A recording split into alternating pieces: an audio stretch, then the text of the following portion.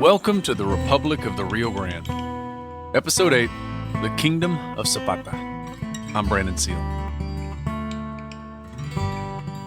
By May of 1839, the residents of the original Rio Grande Villas, Laredo, Guerrero, Mier, Camargo, and Reynosa, had rid themselves entirely of any centralist government presence in their towns. Over the course of a few months and a few thousand miles in the saddle, local hero Antonio Zapata had immobilized centralist armies in Matamoros and Monterrey and Tampico, establishing de facto dominion over the countryside. Eventually, the centralist Mexican president himself felt compelled to lead troops out into the field to confront the Rio Granders, but Zapata ran him off too. In no small part, this is because Zapata commanded the hearts and souls of large swaths of the population. Sure, the centralist press dismissed him as a rabble-rouser for arming his mounted legion of Indians, mestizos, and mulatos, which is to say, men who looked like him. And they called him a traitor for starting to accept Texian volunteers into his ranks. But his men adored him. Even the Anglo-Texians drifting into his Federalist army were immediately drawn to Zapata and his leadership, which stood out to them far more than the color of his skin. Riding high on the success of his spring of 1839 campaign, Zapata was arguably the most powerful man in the region. He didn't seem to be a personally ambitious man, or at least not an overly ambitious one in a political sense. Yet he does seem to have realized his role at this moment as kingmaker, and that this movement that he was a part of needed clear leadership. So in August of 1839, Antonio Zapata called a convention. He called civic leaders from throughout the old northeastern provinces. He called refugees from the Tampico Federalist uprising the year before. He called frustrated ranchers from Nuevo León, from whose towns many of the founding families of the Rio Grande Villas had come. He called the Coahuilans, always a cantankerous bunch, and as Federalist to the core as the Tamaulipecans. And of course, he called on his Rio Grande Villas. The convention met on August 4th in Bialdama, Nuevo León, about 40 miles north of Monterrey, near Canales and Zapata's field headquarters. Interestingly, it wasn't his old comrade Antonio Canales that Zapata supported for the leadership of their movement.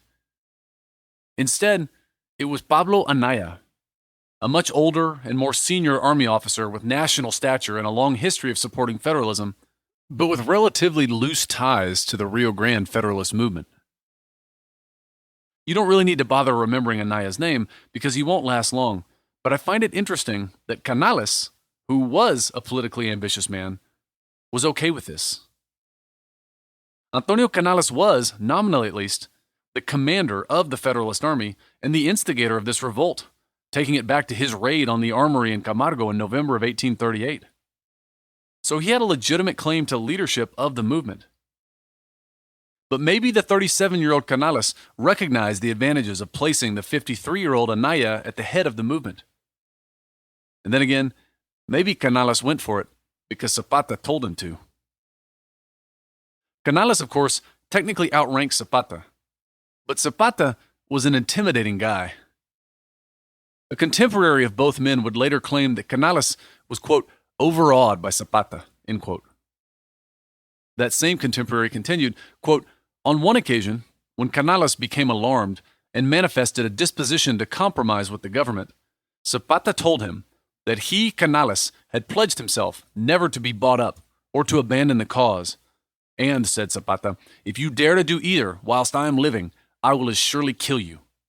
Death shall be certain, my vengeance shall be more speedy and terrible than that which you apprehend from the foe and drives you into treachery. You know very well that it is my spirit that holds our soldiers together, that it is to me that you yourself, as well as the army, looks for victory. And at the first signal of betrayal or desertion, the force now under your command shall be turned upon you as a foe, more hateful than the central despots, end quote. This may be an exaggerated literary version of the two men's relationship, but there's enough anecdotes like this to give it the ring of truth. Having selected the old Pablo Anaya as the leader of their movement, Zapata and Canales promptly sent him to Texas to try and raise more money and troops. The convention then broke and the various representatives returned to their homes and began to arm themselves, in an apparent effort to replicate Zapata's strategy by fielding small, quick-strike forces throughout the Northeast that could harry the Centralists into exhaustion. The Coahuilans went home, but before they could even really get started, a new Centralist commander caught up to them near a town called Santa Rita de Morelos. Bold and competent, this Centralist commander, the 37-year-old General Mariano Arista, had played a critical role in quelling the Federalist uprising in Tampico a few months ago. He was of the same generation as Zapata and Canales, and actually was widely suspected of harboring Federalist sympathies himself. Yet he had no sympathy for insurgents, or for the Federalist revolts that he felt were destabilizing his new nation. And once he turned his attention to Coahuila, it didn't take him long to quash the new uprising there either. In just a matter of days after their August 4th conference had closed, Zapata and Canales were faced with the reality that they were confronting a new caliber of enemy. Canales quickly ordered the bulk of the Federalist forces under his command to pull back to the Rio Grande Villas for their own protection and that of the Villas themselves.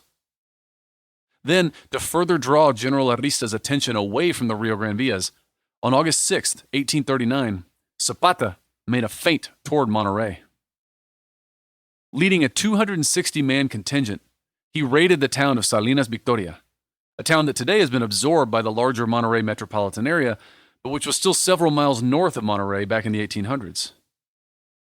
In Salinas Victoria, Zapata confiscated 12,000 pesos from the customs house, armory, and church, an enormous sum that would go a long way toward supporting the revolt's expenses for months.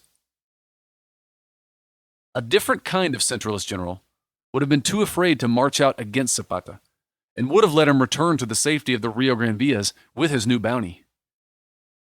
But when General Arista heard that Zapata was nearby, in Salinas Victoria, with only 260 men, he read the situation differently, and realized that Canales and Zapata had divided their forces.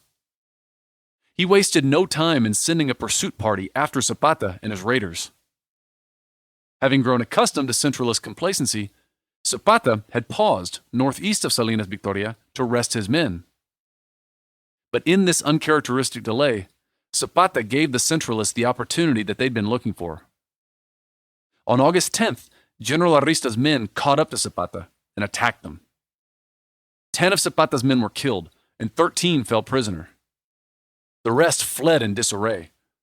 One of the newly arrived Anglo-Texian recruits tells the story of how he lost his horse and was being pursued by a Centralist lancer, when suddenly he saw Zapata reverse his own flight, bear down on the lancer, and kill him before he could catch up to the Texian. The grateful Texian did not fail to tell his compatriots, or anyone who would listen for years after for that matter, about his rescue. Still, at the end of the day, this was a bad beat for Zapata and his unit. In addition to the 23 men he lost, Zapata also lost over 100 horses and large quantities of saddles and ammunition, not to mention the money. Zapata and his remaining men made it back to the Rio Grande Villas okay, but with Arista and his entire Centralist army hot on their tail. Back on the Rio Grande, Zapata and Canales took counsel, but realized that they couldn't resist General Arista's oncoming Centralist onslaught. And so, Zapata and Canales made the difficult decision to abandon the Rio Grande Villas and retreat to the north side of the river. All of this gave General Arista and the Centralist government a much-needed public relations victory. In addition to being a competent battlefield general, Arista also had a knack for the PR game. His newspapers mocked the great Sombrero Mantecoso's flight, describing Zapata as, quote, fleeing precipitously in his shirt sleeves and without his sombrero in the most shameful cowardice, end quote. And the newspapers once again played up the horror of Zapata's chusma, or his mob of multicolored vaqueros, and the increasingly large number of Anglo-Texians serving in his ranks. Yet where else could Zapata and Canales turn at this point for aid except to the Republic of Texas? Desperate now, and with fewer and fewer domestic allies, in late August 1839, Antonio Canales himself undertook another diplomatic mission to Texas, once again alongside his chief of staff, the fiery José María Carvajal. And yet Texas President Mirabeau Lamar remain noncommittal. He just couldn't risk openly provoking the Mexican central government at the same time that he was trying to keep it from reinvading Texas. Recall that the centralist government had left a couple thousand troops along the Rio Grande after the Battle of San Jacinto precisely for this purpose. Of course, those were the same troops that Zapata and Canales were now keeping tied up with their revolt. And President Lamar realized that as long as the centralist government of Mexico was fighting new insurgents inside Mexico, they wouldn't bother fighting old insurgents outside of Mexico. So as a half measure, President Lamar agreed to turn a blind eye toward the Rio Grande Federalists' continued recruitment of Texian volunteers. Canales and Carvajal were permitted to set up a recruiting station on the grounds of the new capital in Austin. The Rio Granders appealed to Texians' genuine ideological sympathy to their cause, and they also appealed to their pocketbooks. They promised all Texians who enlisted 2,200 acres of land and $25 a month, plus as much loot as they could take from the Centralists. 226 Texians took the deal, about 180 of them Anglo and 50 or so Tejanos. There was one major elephant in the room, however, whenever Texians and Rio Grande Federalists got together. Technically, the Republic of Texas claimed all the land north of the Rio Grande. As most Texas history buffs know, however, the old Spanish province of Texas had always ended at the Nueces River. What's more, Canales, Zapata, and many others in the leadership of the Rio Grande Federalists actually owned substantial ranches on the north side of the Rio Grande. It was a sensitive issue that both sides just kind of artfully danced around. But the issue came to a head as the 226 new Texian recruits came marching south. Because as soon as they crossed the Nueces River to the south bank, the Texian recruits unfurled a Texas flag and raised it over a small trading post there, to Antonio Canales' horror. Canales objected to this immediately and in no uncertain terms to President Lamar. He informed Lamar that he considered a Texian presence south of the Nueces, quote, a new aggression against the Republic, that I, because I am closer than you with an armed force, view it as my obligation to protest and even attack, end quote. And to show how serious he was about it, Canales added that, quote, this is the only cause for which I would cease to be a Federalist, because territorial integrity and national honor come before all else, end quote. And Canales wasn't just blustering. After sending this letter of protest to President Lamar, Canales immediately turned and told his centralist enemy, General Arista, about what was going on. Actually, even more, he invited General Arista to join him ASAP in a punitive expedition against the Texian transgressors that Canales had invited. But this inadvertently turned into a masterful stroke of psychological warfare on Canales' part. Because when General Arista received Canales' invitation, the centralist general naturally assumed that it was a trick, that Canales was just trying to lure Arista across the Rio Grande into the no-man's land of the Wild Horse Desert, where the centralist general would be ultra-vulnerable to the plains tactics of Zapata and his vaqueros. And so General Arista paused on the south bank of the Rio Grande, and he remanded his orders to cross the river in pursuit of Canales and Zapata, which he was otherwise planning to do. Ironically then, Canales' invitation to Arista to cross the Rio Grande is precisely what kept him from doing it, and what then gave Canales and Zapata time to integrate their forces with the newly arriving Texian volunteers, who had by then quietly lowered their Texas flag. Now in September of 1839, Antonio Zapata, Antonio Canales, his chief of staff, José María Carvajal, and others felt emboldened by their new recruits and by Arista's refusal to pursue them north of the Rio Grande. At Zapata's urging, the Rio Grande Federalists once again took the initiative, crossing over once again to the south side of the Rio Grande, near an old Carrizo Indian habitation, which the natives called, appropriately enough, Carrizo. As soon as they crossed, Zapata once again rode off with his mounted force northwest, bound this time for Laredo, which he arrived at in time to lead the townfolk there in their 16 de Septiembre celebrations. One of the listeners wrote down the stirring speech that Zapata gave. Quote, "Soldiers of liberty, do not be seduced. The cause of the people, of the pueblo, is the most just of causes.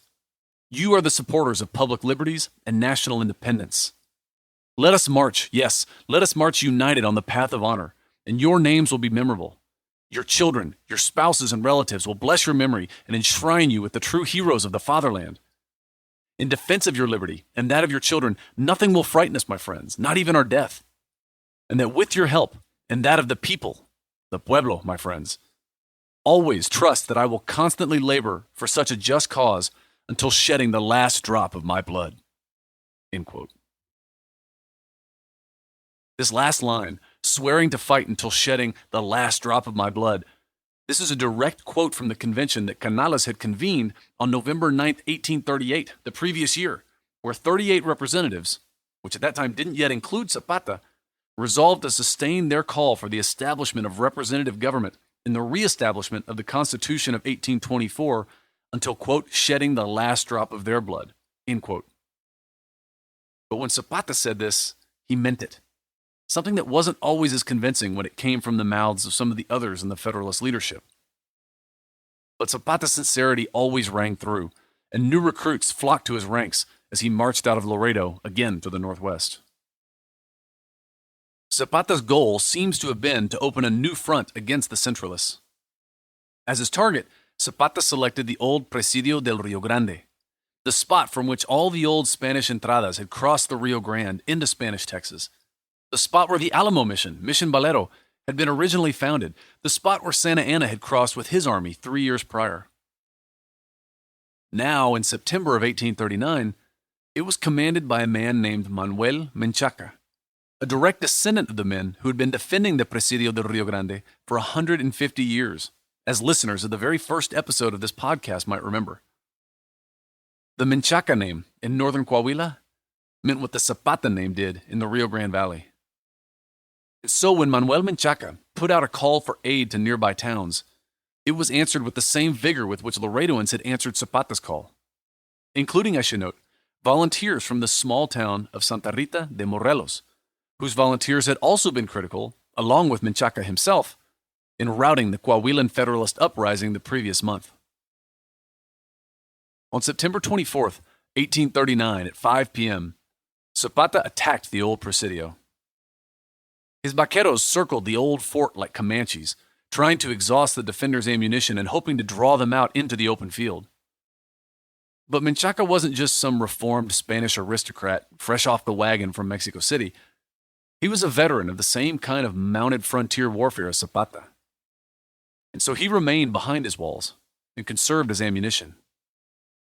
The next day, Zapata tried a different Comanche tactic. Zapata's men stampeded the Presidio's horse herd, capturing most of them and daring Menchaca to come out in pursuit. Yet once again, Menchaca didn't budge. In frustration, the next day, Zapata ordered an all-out attack. But even against the crumbling 100-year-old walls, it was useless. When it became clear that the Presidio would not fall and would not come out for battle, Zapata ordered a general withdrawal. While pulling back, however, Zapata's famous sombrero was shot off his head. With his typical bravado, Zapata wheeled his horse around and returned to the spot where it had fallen. He picked it up at a canter and kept on riding toward the old Presidio, galloping now to within earshot of the defenders, to whom he shouted, quote, "Well done to the people of Rio Grande and its commander, who well know how to sustain their cause with enthusiasm," end quote. This is going to make such an amazing mini-series one day, isn't it? Even though Zapata hadn't captured the Presidio, you could say that his raid up into Coahuila had accomplished its purpose. The horses he had captured were a welcome prize, but mainly it was Zapata's surprise appearance so far from his home base that reminded Centralist General Arista that he couldn't venture too far from Monterrey without leaving it exposed. Which once again meant that Zapata had bought the Rio Grande Federalist movement the breathing room that it needed to survive, and in this case, to recover from their defeats in early August. With this gift of time, Canales managed to pull together more than 1,000 men into his reconstituted Federalist army, which was as many men as he had ever commanded before. And now it was populated by a colorful crew of Rio Grande vaqueros, Carrizo Indians, and Anglo-Texian volunteers. And they were itching for a fight. On September 30th, 1839, Antonio Zapata, Antonio Canales, and José María Carvajal, among others, formed up their battle lines to launch an attack on Guerrero, Zapata's hometown.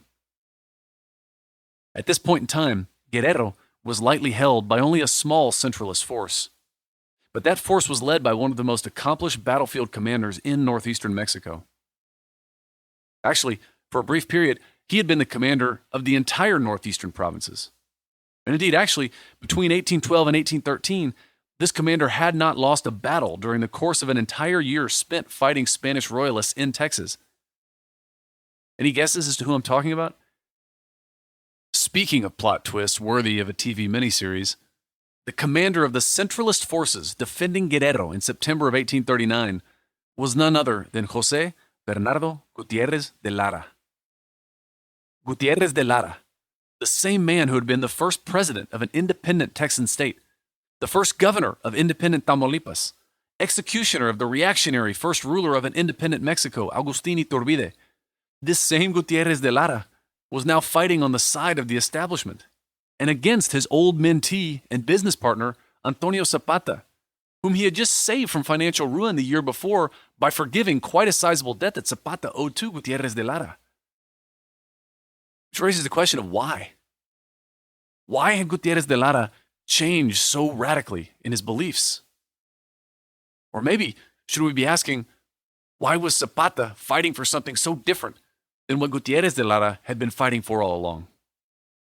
Luckily for us, Gutiérrez de Lara himself tried to tease out these ideas and tried to explain himself to Zapata in a poignant letter which he penned just as Zapata's forces started to encircle Guerrero. On the next episode of the Republic of the Rio Grande.